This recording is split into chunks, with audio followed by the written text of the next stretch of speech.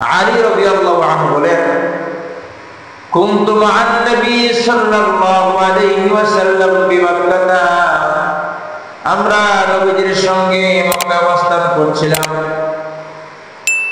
ফাখরাজনা ফি বাযি নওয়াহিহা, মক্কা অলিগলিতে নবীজির সঙ্গে বের হলাম।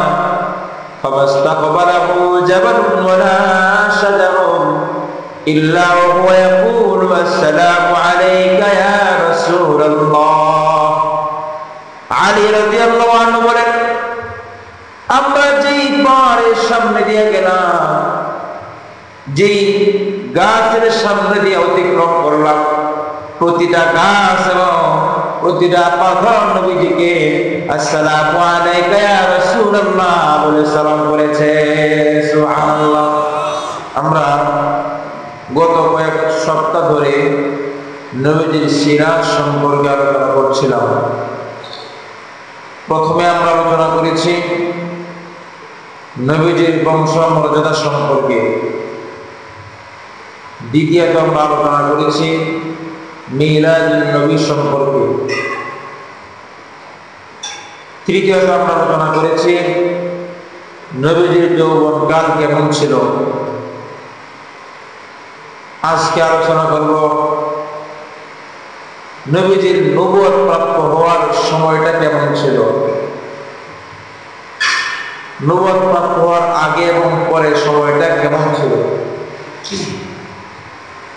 সম্মানিত হাজরিন, দুনিয়াতে সবচেয়ে শ্রেষ্ঠ মানুষ হলো তারাই যারা নবী এবং রাসূল। আর নবী এবং রাসূলদের সম্মান সাধারণ মানুষের চেয়ে, উম্মতের চেয়ে বেশি হওয়ার কারণ হলো তাদেরকে আল্লাহ পাক নবুয়ত নামক বড় দৌলত দিয়েছেন। আর সেই নবুয়ত আমাদের নবী সাল্লাল্লাহু আলাইহি সাল্লাম দিয়েছেন। এমনকি সাথে সাথে সমস্ত নবী এবং রাসূলের চেয়ে সর্দার খাতামুন নবীয়্যিন সাইয়্যিদুল আম্বিয়া উপাধি দিয়েছেন। সম্মানিত হাজরিন, চলুন আমরা প্রথমে আলোচনা করি নবী কাকে বলে। পারিভাষিক অর্থে নবী বলা হয় আর রাসূল ইনসানুন বা'আথাহুল্লাহু তাআলা ইলাল খালকি লিতাবলীগিল আহকাম, অর্থাৎ নবী বলা হয় এমন মানুষদেরকে যাদেরকে আল্লাহ পাক নির্বাচন করেছেন, যাদেরকে আল্লাহ পাক মানুষের কাছে পাঠিয়েছেন লিতাবলীগিল আহকাম, মানুষের কাছে আল্লাহর বাণী, আল্লাহর বিধিবিধানগুলো পৌঁছায় দেওয়ার জন্য। সম্মানিত হাজরিন, এবার আসুন আমাদের নবীজি যখন নবুয়ত প্রাপ্ত হন, নবুয়ত প্রাপ্ত হওয়ার আগে কি কি আলামত প্রকাশ পেয়েছিল, যার দ্বারা নবী আলাইহিস সালাতু ওয়াস সালাম এবং তার পরিবারের মানুষও বুঝতে পেরেছিল যে তিনি সাধারণ মানুষের মতো নয়। প্রথম আলামত ছিল আম্মা আয়েশা রাদিয়াল্লাহু আনহা বলেন, নবীজি যখন নবুয়ত প্রাপ্ত হবেন,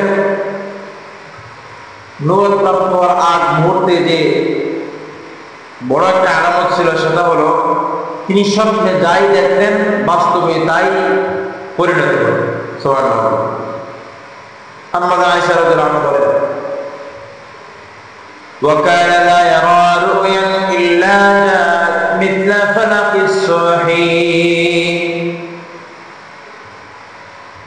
আল্লাহ নবী বিশ্ব নবী মুহাম্মদুর রাসূলুল্লাহ সাল্লাল্লাহু আলাইহি ওয়াসাল্লাম নবুয়ত প্রাপ্ত হওয়ার মুহূর্তে তিনি যাই স্বপ্নে দেখতেন প্রভাতের আলোর মতো তা পরিষ্কারভাবে বাস্তবে পরিণত হয়ে যেত। তিনি যাই দেখতেন মিথলা ফালাকিস সুবহি, প্রভাতের আলো যেমন পরিষ্কার, আম্মা আয়েশা রাদিয়াল্লাহু আনহা বলেন প্রভাতের আলোর মতো পরিষ্কার পরিচ্ছন্নভাবে ওই স্বপ্নের বিষয়টা বাস্তবে পরিণত হতো। 2 নম্বর আলামত ছিল রাস্তা দিয়ে যখন নবীজি হাঁটতেন তখন গাছপালা পাথর নবীকে সালাম করতো।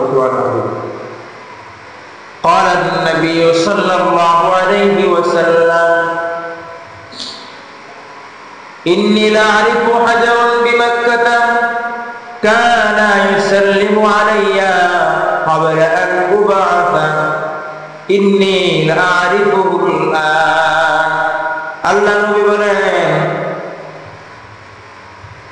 মক্কায় এমন একটা পাথর আছে যে পাথরটা আমাকে সালাম করত তখন আমি নবুয়ত প্রাপ্ত হই নাই। নবুয়ত প্রাপ্ত হওয়ার পূর্বে মক্কার যে পাথরটা আমাকে সালাম করত ওই পাথরটাকে এখনো আমি দেখলে চিনতে পারি। সুবহানাল্লাহ। আরেক হাদিসে আলী রাদিয়াল্লাহু আনহু বলেন কুনতু মা'আন নবী সাল্লাল্লাহু আলাইহি ওয়াসাল্লাম বিমাক্কাহ আমরা নবীজির সঙ্গে মক্কায় অবস্থান করছিলাম। ফাখরাজনা ফি বাযি নওয়াহিহা মক্কা অলিগলিতে নবীজির সঙ্গে বের হলাম। ফাবাস্তাকবালাহু জাবালুন ওয়ালা শাজারুন ইল্লা ওয়া হুয়া ইয়াকুলু আসসালামু আলাইকা ইয়া রাসূলুল্লাহ। আলী রাদিয়াল্লাহু আনহু বলেন আমরা যেই পাহাড়ের সামনে দিয়ে গেলাম, যেই গাছের সামনে দিয়ে অতিক্রম করলাম, প্রতিটা গাছ এবং প্রতিটা পাথর নবীজিকে আসসালামু আলাইকা ইয়া রাসূলুল্লাহ বলে সালাম করেছে। সুবহানাল্লাহ। এটা একটা বড় আলামত, গাছপালা পাথর এইগুলো নবীকে সালাম করত। 3 নম্বর আলামত হলো নবীজি হঠাৎ করে আলো দেখতে পেতেন, নূর দেখতে পেতেন, অদৃশ্য থেকে আওয়াজ শুনতে পেতেন। নবী আরবি বলেন قال النبي صلى الله عليه وسلم إني أرى ضوءا وأسمع صوتا وإني أخشى أن يكون فيه جنون। আল্লাহ নবী বলেন আমি হঠাৎ করে আলো দেখতে পাই, আবার কখনো অদৃশ্য থেকে আওয়াজ শুনতে পাই। আমার মনে হয় এই কথাটা নবীজি আম্মা জান খাদিজা রাদিয়াল্লাহু আনহাকে লক্ষ্য করে বলছিলেন, শোনো আমি অনেক সময় আলো দেখতে পাই, আবার অনেক সময় অদৃশ্য থেকে আওয়াজ শুনতে পাই। জানি আমার মনে হয়, আমার আশঙ্কা হয় আমার ভিতরে মনে হয় পাগলামি আছে। নবীজি আশঙ্কা করতেনই অদৃশ্য আওয়াজ এবং আলো দেখে যে মনে হয় আমার ভিতরে পাগলামি চলে আসছে। এটা একটা আলামত। আরেকটা আলামত ছিল নবীজি নবুয়ত প্রাপ্ত হওয়ার পূর্বে আল্লাহর পক্ষ থেকে নবীজির কাছে একাকিত্ব থাকা, নির্জনে থাকাকে পছন্দ করে দেওয়া হয়েছিল। সেই কথাটাই আম্মা জান আয়েশা রাদিয়াল্লাহু আনহা বলেন হুব্বিবা ইলাইহিল খালাক। আম্মা জান আয়েশা রাদিয়াল্লাহু আনহা বলেন নবুয়ত প্রাপ্ত হওয়ার পূর্বে আল্লাহর হাবিবের কাছে একাকী থাকাকে পছন্দনীয় করে দেওয়া হয়েছিল। এই জন্যই তো আমরা জানি নবীজি নবুয়ত প্রাপ্ত হওয়ার পূর্বে হেরা গুহায় অবস্থান করতেন।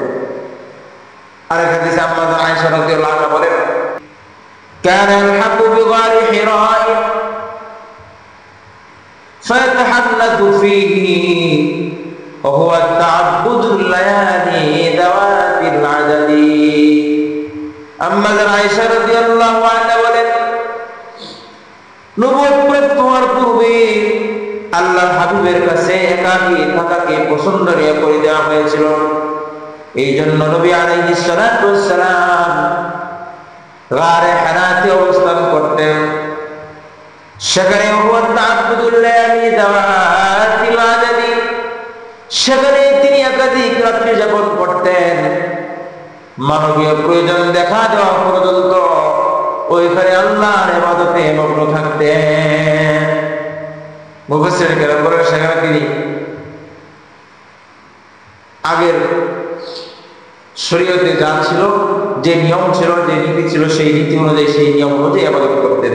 বাবা দাদা আব্দুল মুত্তালিবের সিস্টেম অনুযায়ী সেখানে তিনি ইবাদত করতেন। অনেক মুফাসসিরিন কেরাম এমন কথা বলেছেন। এটা নিয়ে আবার অনেকেই ওলামায়ে কেরাম মতৈক্য করেছেন, কি কারণে তিনি হেরা গুহাকে বেছে নিয়েছিলেন। তার ভিতরে একটা উল্লেখযোগ্য একটা মতামত হলো, নবী আলাইহিস সালাতু ওয়াস সালাম শিশু বয়সে, শিশুকালে দাদা আব্দুল মুত্তালিবের সঙ্গে ওই হেরা গুহায় যেতেন। আব্দুল মুত্তালিব ওইখানে ইবাদত করতেন। ওই যে ছোট থেকে তিনি দেখে আসছেন দাদা এখানে ইবাদত করে নির্জনে নবী আলাইহিস সালাতু ওয়াস সালাম, এজন্য তিনিও এই হেরা গুহাকে দাদা আব্দুল মুত্তালিবের থেকে দেখে তিনি এখানে নির্বাচন করে নিয়ে করেছিলেন, তিনি সেখানে ইবাদত করতেন। সম্মানিত হাজিরিন, এবার আসুন নবুয়ত প্রাপ্ত হওয়ার সময়কার অবস্থা কেমন ছিল, কিভাবে প্রথম কোরআন নাযিল করা হয়। আমরা সকলেই জানি নবীজির বয়স যখন ছিল 40 বছর 6 মাস 12 দিন, তখন 21 রমজান আল্লাহ রাব্বুল আলামিন নবুয়ত দান করেছিলেন। আম্মাহ আয়েশা রাদিয়াল্লাহু আনহা বলেন, জাআল মালাকু ফাকালা ইকরা। আম্মাহ আয়েশা রাদিয়াল্লাহু আনহা বলেন, নবীজি হেরা গুহাতে অবস্থান করছিলেন, সেখানেই তিনি ইবাদত করতেন। জাআল মালাকু, হঠাৎ করে একদিন এক ফেরেশতা হাজির হয়ে, বড় আকারে একজন ফেরেশতা হাজির হয়ে মানবরূপী নবীজিকে লক্ষ্য করে বলছেন, ইকরা পড়েন। আল্লাহ নবী বলেন, আমি তো পড়তে জানি না, আমি তো পড়তে শিখি নাই। হাদিসে বর্ণিত আছে, জিবরাইল আলাইহিস সালাতু ওয়াস সালাম আবার নবীজিকে লক্ষ্য করে বললেন, আপনি পড়েন। নবীজি আবার কি উত্তর দিলেন, আমি তো পড়তে জানি না, আমি তো পড়তে শিখি নাই, আমি তো পড়তে জানি না। জিবরাইল আলাইহিস সালাতু ওয়াস সালাম আবার নবীজিকে বললেন, ইকরা, আপনি পড়ুন। নবীজি কি কথা বললেন, এবার তৃতীয়বার পড়ার পরে জিবরাইল আলাইহিস সালাতু ওয়াস সালাম নবীজিকে বুকে চাপ দিলেন, এত জোরে চাপ দিলেন, আল্লাহর হাবিব বলেন, আমার এমন কষ্ট হয়েছে যার কোনো পর নাই। এবার চাপ দেওয়ার পর জিবরাইল আলাইহিস সালাম নবীজিকে লক্ষ্য করে বললেন, ইকরা বিসমি রাব্বিকাল্লাযী খালাক, খালাকাল ইনসানা মিন আলাক, ইকরা ওয়া রাব্বুকাল আকরামুল্লাযী আল্লামা বিল কলম, আল্লামাল ইনসানা মা লাম ইয়ালাম। আল্লাহু আকবার পড়েন। এই যে প্রথম 5টা আয়াত নাযিল করা হলো, এই 5 আয়াত নাযিল করা থেকে আরম্ভ করে এই 5 আয়াত নাযিল করা হলো মানে আল্লাহর পক্ষ থেকে নবুয়তের দায়ভার দেওয়া হয়েছে। যেহেতু কোরআন নাযিল হয়েছে, সুতরাং তখন থেকে নবীজির নবুয়ত প্রাপ্তির দিনক্ষণ শুরু। এটা নিয়ে অনেক কথা।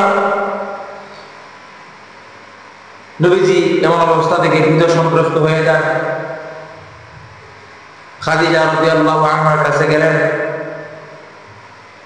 তিনি ওরাকা ইবনে নওফল, তখনকার সময়ে ধর্মযাজক ছিলেন আগের ধর্মের, ওনার কাছে নিয়ে গেলেন, লম্বা ঘটনা। উনি ভবিষ্যৎবাণী করলেন যে ইনি তো আখেরি নবী হবেন। যাও, এবার আমরা বুঝলাম নবীজির প্রথম ওহী নাযিলের প্রেক্ষাপট।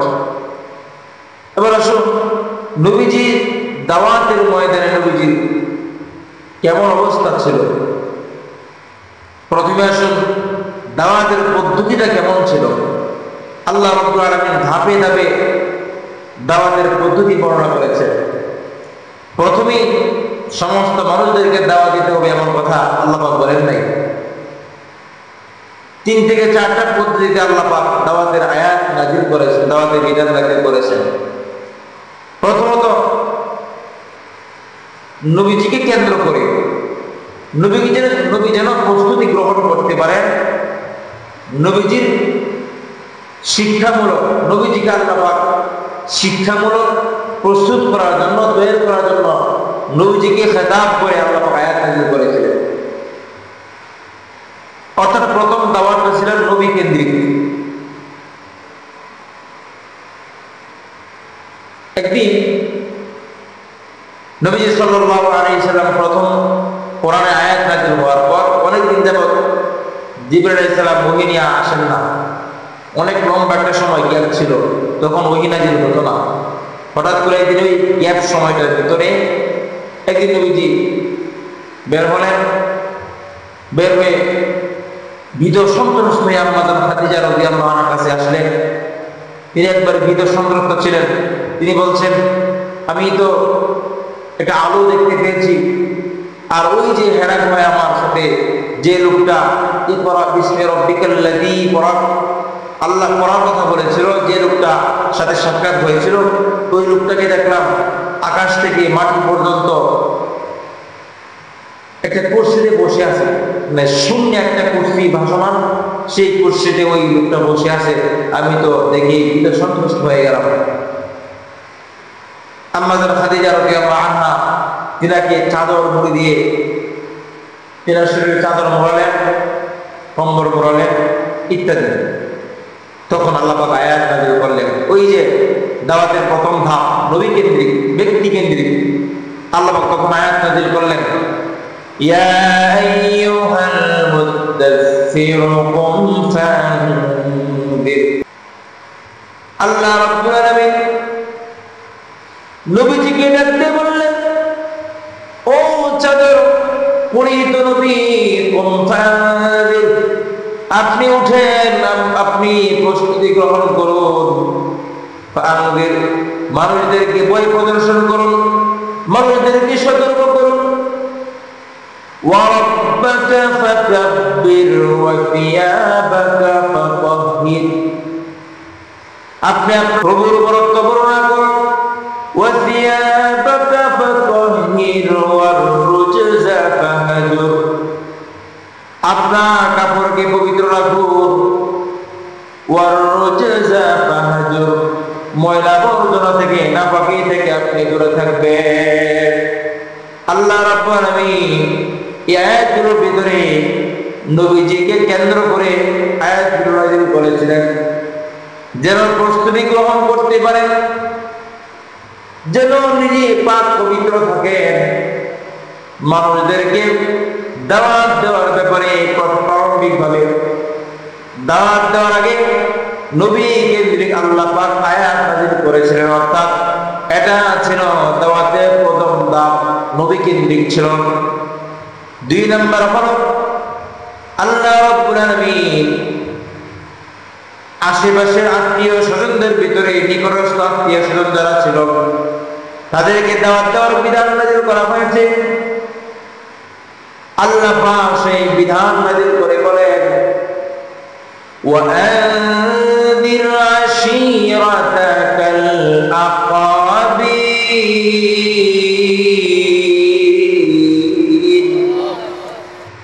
আল্লাহ রাব্বুল আলামিন এর ভিতরে দাওয়াতের দ্বিতীয় ধাপের আয়াত নাযিল করেছেন।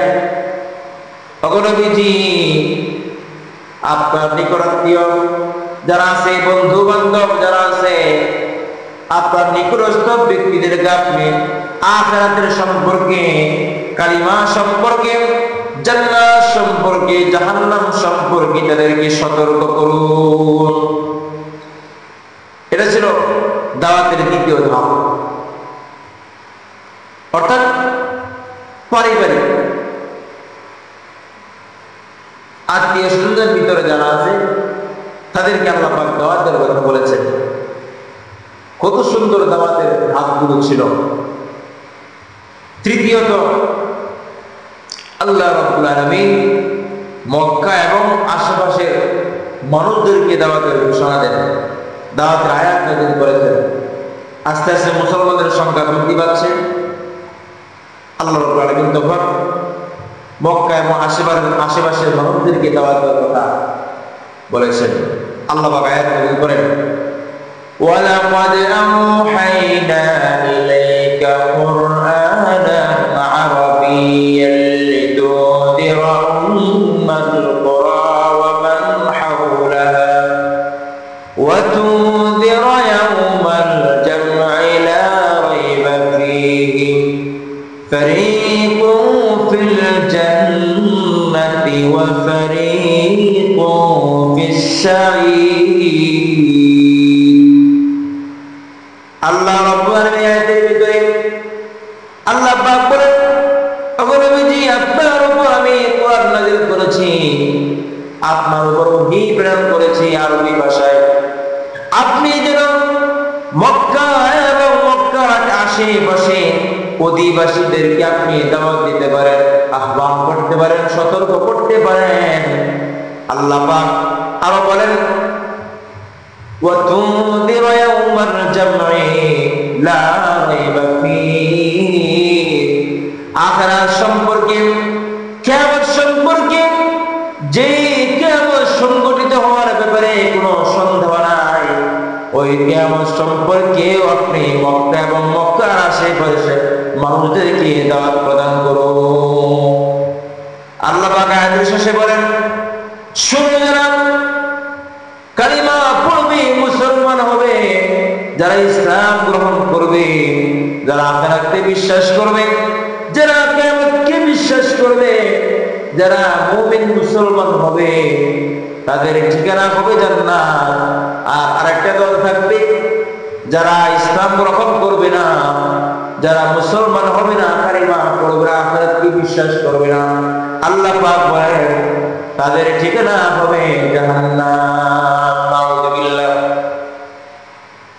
এটা হলো দাওয়াতের তৃতীয় ধাপ। মক্কা এবং মক্কার আশেপাশের মানুষদেরকে দাওয়াত দেওয়ার কথা আল্লাহ পাক বলেছেন। যখন মুসলমানদের সংখ্যা আস্তে আস্তে বাড়তে লাগলো, প্রায় 130 জন হয়ে গেল, তখন আল্লাহ পাকের বিধান পালন করার জন্য নবী আলাইহিস সালাতু ওয়াস সালাম আমার হাবিব সাফা পাহাড়ে উঠে মক্কা এবং কুরাইশ মানুষ, মক্কার এবং কুরাইশদের নেতাদেরকে, কুরাইশের মানুষদেরকে আহ্বান করলেন। সাইদান নবী সাল্লাল্লাহু আলাইহি ওয়াসাল্লাম সাফা, আল্লাহ নবী সাফা পাহাড়ে উঠলেন, উঠে মানুষদেরকে ডাক দিলেন, ইয়া সাফা, ও মক্কা এবং কুরাইশের মানুষেরা। নবী আলাইহিস সালাতু ওয়াস সালাম তাদেরকে ডাকলেন। ওয়াজতাবাত ইলাইহি কুরাইশুন, কুরাইশের সমস্ত মানুষেরা নবীজির ডাকে সমবেত হয়ে বলল, ক্বালু মালাকা ও মুহাম্মদ, তোমার কি হয়েছে, আমাদেরকে ডাকছো কেন? আল্লাহ নবী তখন তাদেরকে বললেন, শুনো, আরাইতুম লাউ আখবারতুকুম আন্নাল আদুওয়া ইউসাব্বিহুকুম আও ইউমাসসিকুম। শুনো, আমি যদি তোমাদেরকে এই সংবাদ প্রদান করি যে শত্রু বাহিনী অপেক্ষা করছে, সন্ধ্যায় অথবা সকালবেলায় তোমাদের উপর আক্রমণ করবে, আমা কুনতুম তুসাদ্দিকুনি, তোমরা কি আমার এই কথাটা বিশ্বাস করবে না? নবীজি যেহেতু আল্লাহর বিশ্বস্ত ব্যক্তি ছিলেন, তিনি সত্য কথা বলতেন, এই জন্য কেউ কাফেররা নবুয়ত প্রাপ্ত হওয়ার পূর্বে নবীজিকে আল্লাহ as-sadiqil amin সত্যবাদী এবং বিশ্বস্ত বলে উপাধি দিয়েছিল। এই কথা শোনার পর সকল আহলে মক্কা বলেছিল ক্বালু বালা, অবশ্যই তুমি যদি আমাদেরকে এমন সংবাদ প্রদান করো আমরা তা বিশ্বাস করব। এবার আল্লাহ নবী বললেন ক্বালা ফাইন্নী নাযীরুল লাকুম বাইনা ইয়াদাই আযাবিন শাদীদ। আল্লাহ নবী বলেন শোনো, আমি তোমাদেরকে কঠিন এবং বড় আযাব থেকে সতর্ক করছি। তোমরা কালিমা গ্রহণ করো, আমার উপর যে কোরআন নাযিল হয়েছে সেটাকে বিশ্বাস করো, সেটাকে ধারণ করো, আল্লাহকে বিশ্বাস করো, আল্লাহর উপাসনা করো, আল্লাহর সাথে কাউকে শরীক করো না, মূর্তির উপাসনা ছেড়ে যাও। আল্লাহ নবী তাদেরকে সতর্ক বানিয়ে পৌঁছায় দিলেন। তার ভিতরে অনেকেই ইসলাম গ্রহণ করেছে, আবার অনেকেই পৃষ্ঠ প্রদর্শন করেছে। এমন সময় আবু লাহাব সে রাগান্বিত হয়ে বলছিল তাব্বাল্লাকা আলিহাদা জাবাতানা, মুহাম্মদ তোমার ধ্বংস, তুমি ধ্বংস, এই জন্যই কি আমাদেরকে একত্রিত করেছ? মানে তুমি কি এই কথা বলার জন্য আমাদেরকে জমায়েত করেছ? আমাদের সময়টাই নষ্ট, ধ্বংস, তোমার উপর ধ্বংস। আল্লাহ রাব্বুল আলামিন সেটা বরদাস্ত করেন নাই।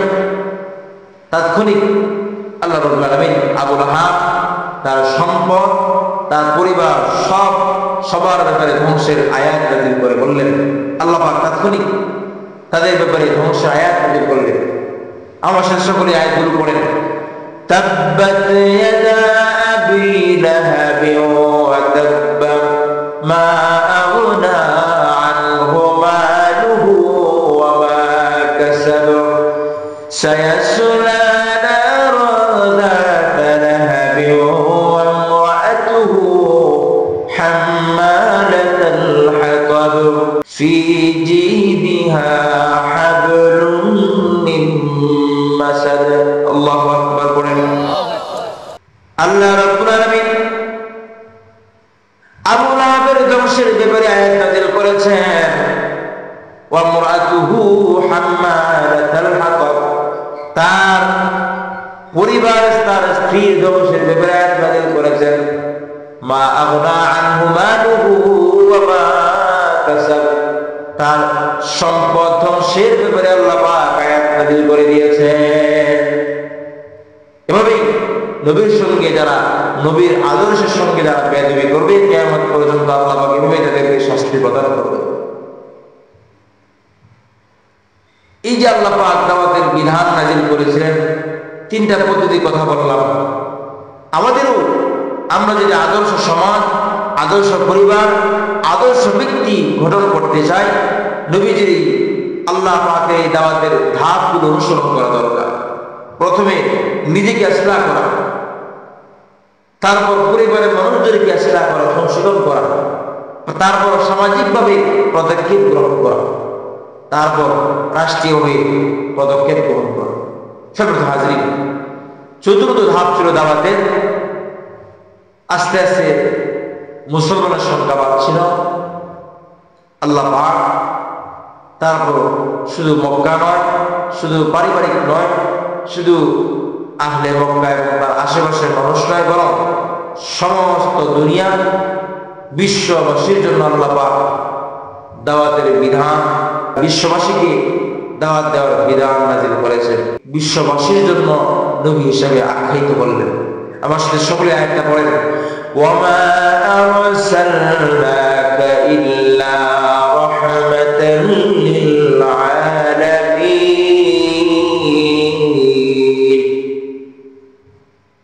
আরেকবার পড়েন। ওয়ামা আরসালনাকা ইল্লা রাহমাতাল লিল আলামিন। আল্লাহ পাক শুধু মক্কা নয়,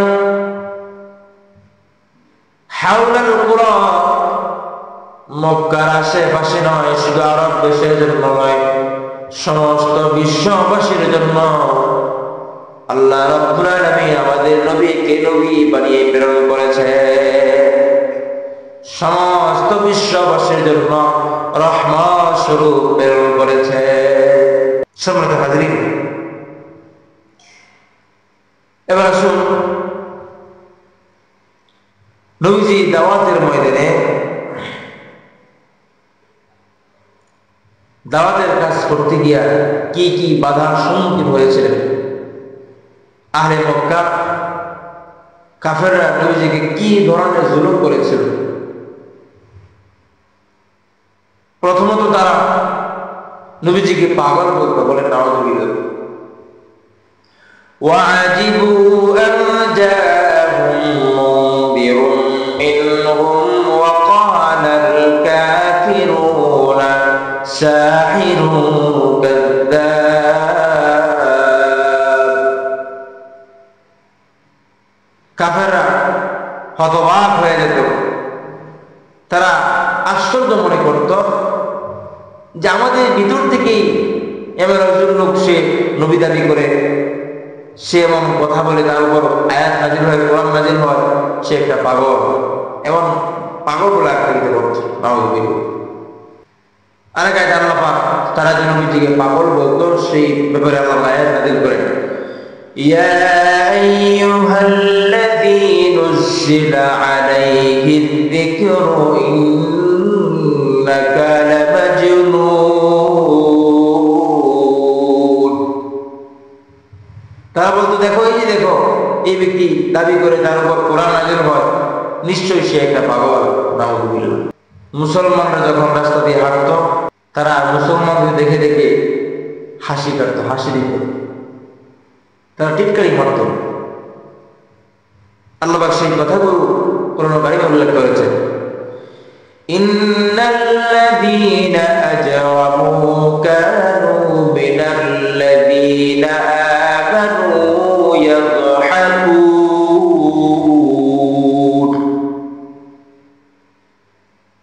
মুসলমানরা যখন রাস্তা দিয়ে হাঁটতো, তারা হাসত, তারা ইয়ার্কি করত, তুচ্ছ-তাচ্ছিল্য করত, হ্যায় প্রতিপন্ন করত। নবীজি যখন কোরআন তেলাওয়াত করতেন মানুষের সামনে, তখন কাফেররা এসে হট্টগোল শুরু করে দিত, যেন মানুষ কোরআন না শুনতে পারে। আল্লাহ সেই কথাটা কোরআন কারিমে উল্লেখ করেছেন, ওয়াকালাল্লাযীনা কাফারু লা তাসমাউ লিহাযাল কুরআনি ওয়ালগাউ ফীহি লাআল্লাকুম তাগলিবুন। কাফেররা বলতো, শোনো, মুহাম্মদ যখন কোরআন পড়বে,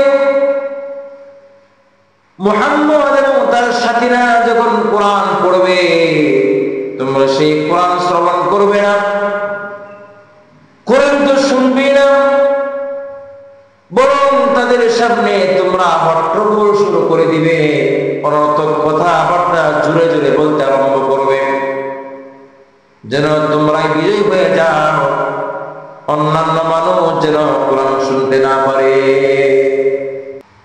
জুলমাআদ নামক একটা স্থান আছে, ওই স্থানে একদিন আল্লাহ নবী মানুষদেরকে দাওয়াত দিচ্ছিলেন, কুলু লা ইলাহা ইল্লাল্লাহ তুফলিহুন। শুনো, তোমরা লা ইলাহা ইল্লাল্লাহ পড়ো, কালিমা পড়ে মুসলমান হয়ে যাও, তাহলে তোমরা সফলকাম হতে পারবে। এই কথাগুলো যখন বলে বলে মানুষদেরকে দাওয়াত দিচ্ছিলেন, এমন সময় আবু লাহাব নবীকে একটা পাথর নিক্ষেপ করে, যে পাথর নিক্ষেপ করার কারণে নবীর দেহ অঙ্গরূপ থেকে রক্ত ঝরছিল, সারা দেহটা রক্তে রক্তাক্ত হয়ে গিয়েছিল।